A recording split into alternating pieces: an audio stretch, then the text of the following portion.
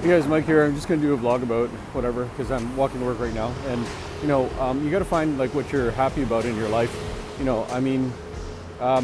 Be grateful for the things that you got.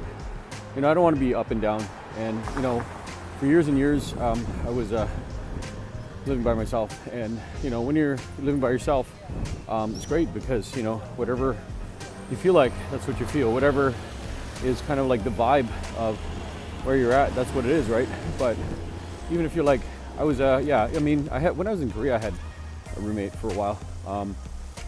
When I was in Toronto, had a roommate for a while. Cool dude. I don't know what happened to him, but it is what it is. And the things that you're always thinking about, like, how are they going to be, or you can always just close the door, and that's what 9 times out of 10, if your roommate or significant other or whoever it is that you're living with is going to be kind of in a mood, then you can always have the choice of doing that. But then they might bring it to you, right? And if that's their room too, they don't really have any choice except to kind of accept them. So that's another kind of thing that could probably bother you or not.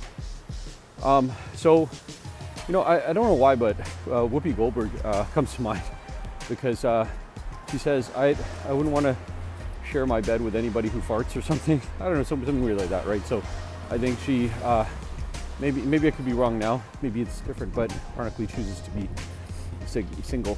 But some people do that. Some people, they just want to have their own life.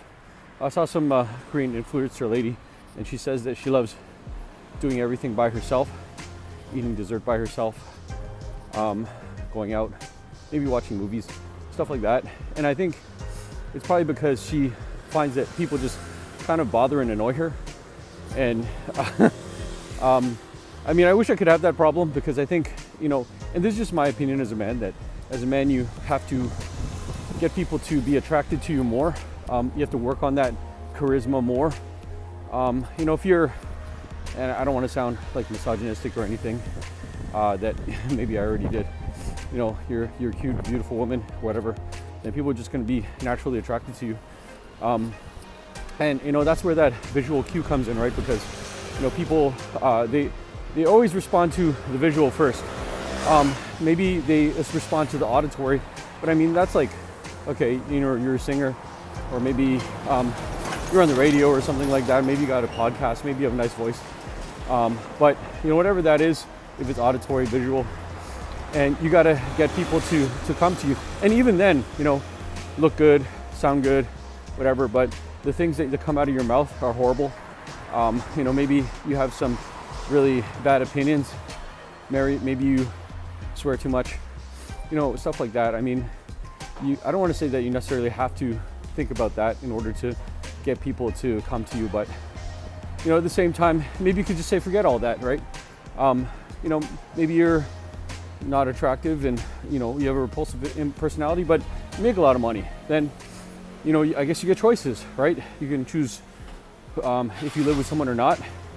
You can choose if you have a gigantic bedroom.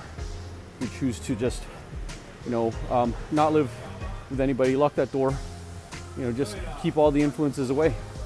And I guess that's what the point is, right? Because I guess the new, I don't want to say new gods, but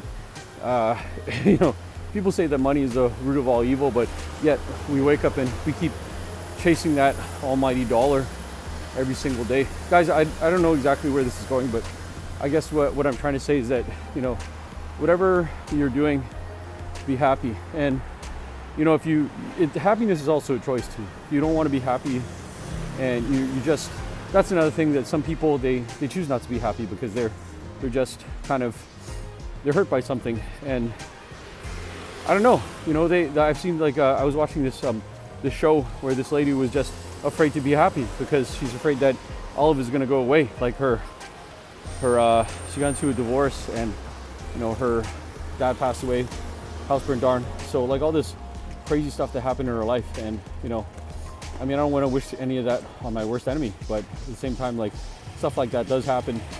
Eventually we do have to let it go, because that grief and that anger and that sadness will just eat at your soul.